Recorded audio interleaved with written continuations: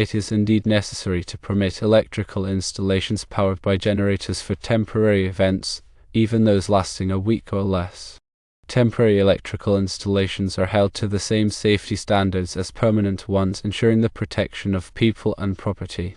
There is no exclusion based on the size or voltage of the generators used for these temporary setups. All generators powering temporary electrical installations must undergo inspection and receive a permit.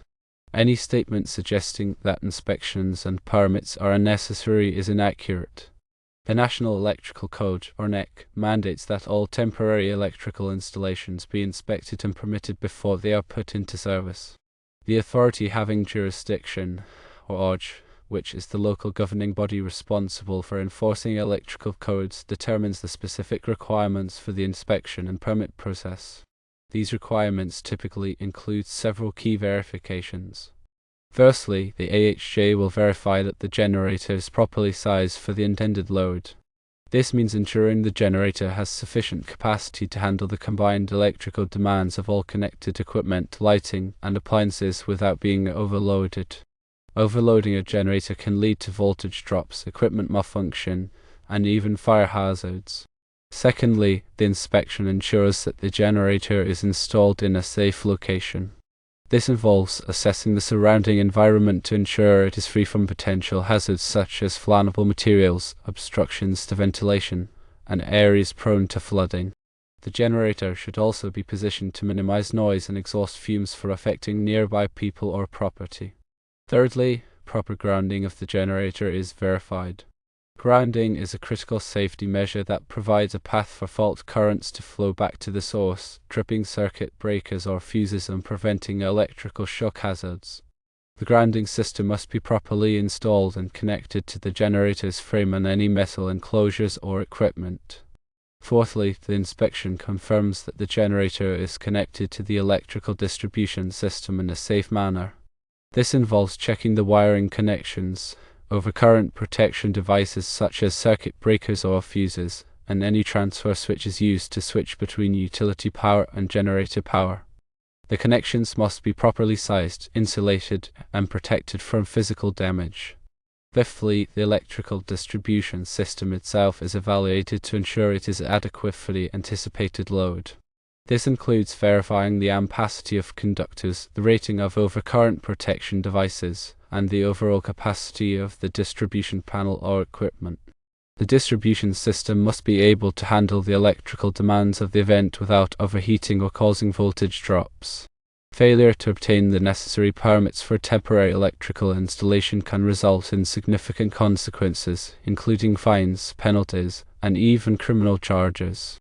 Additionally, operating an unpermitted electrical installation can void the insurance coverage for the event, leaving the organizers liable for any damages or injuries that may occur. Some jurisdictions may have additional requirements specific to temporary electrical installations, such as requirements for fire extinguishers, emergency lighting, or qualified personnel to oversee the electrical system. It is therefore essential to contact the local AHJ to determine the specific requirements for your event and ensure full compliance with all applicable codes and regulations. This proactive approach will help ensure the safety of all participants, protect property from damage, and avoid costly penalties. Regarding the 110-volt circuits for artists and the 208-volt circuits for food vendors, it is crucial to adhere to all applicable codes and standards for these circuits as well. This includes using the appropriate wire gauge, conduit, and overcurrent protection devices for the intended load and voltage. Ground fault circuit interrupters, or GFCIs, should be used in wet locations or where electrical equipment may come into contact with water to prevent electrical shock hazards. All electrical equipment should be properly labeled and maintained in good working order. Temporary wiring should be securely supported and protected from physical damage. Finally, it is important to have a qualified electrician inspect and test the electrical system before the event to ensure it is safe and compliant with all applicable codes and regulations. The National Electrical Code, specifically Article 590, covers temporary installations. It provides requirements for wiring methods, grounding, overcurrent protection, and other safety aspects of temporary electrical systems. It is crucial to consult the NEC to ensure compliance with all applicable requirements. Proper planning, installation, and inspection are essential for ensuring the safety and reliability of temporary electrical installations. By following these steps, you can help prevent accidents, protect property, and ensure the success of your event. The NEC also addresses specific requirements for generators in Article 445, including proper sizing, installation, and grounding. These requirements are designed to ensure the safe and reliable operation of generators and to protect people and property from electrical hazards. When selecting a generator for a temporary event, it is important to choose one that is properly sized for the anticipated load. This involves calculating the total electrical demand of all connected equipment and selecting a generator with sufficient capacity to handle that load without being overloaded. Overloading a generator can lead to voltage drops, equipment malfunction, and even damage to the generator itself. The NEC requires that generators be installed in a well-ventilated area and protected from the weather. This helps to prevent overheating and ensures the generator operates reliably. The generator should also be located away from flammable materials and any areas where people may be exposed to exhaust fumes. Proper grounding of the generator is essential for safety. The NEC requires that generators be grounded in accordance with specific requirements depending on the size and type of generator. Grounding provides a path for fault currents to flow back to the source, tripping circuit breakers or fuses and preventing electrical shock hazards.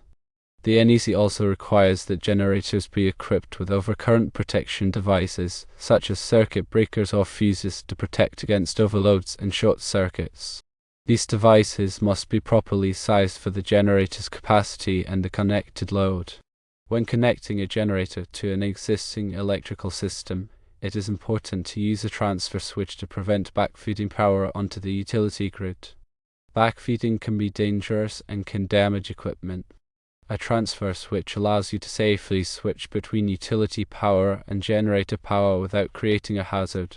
In addition to the NEC requirements, local codes and regulations may also apply to temporary electrical installations powered by generators. It is important to check with the local AHJ to determine the specific requirements for your event. Remember to use properly rated extension cords and power strips for temporary power distribution. Avoid overloading circuits and ensure that all electrical equipment is in good working order. Regularly inspect the electrical system for any signs of damage or wear and tear. Address any issues promptly to prevent accidents. Educate event staff and participants about electrical safety and how to respond to emergencies.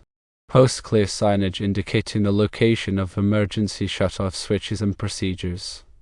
By following these guidelines, you can help ensure the safe and successful operation of temporary electrical installations at events.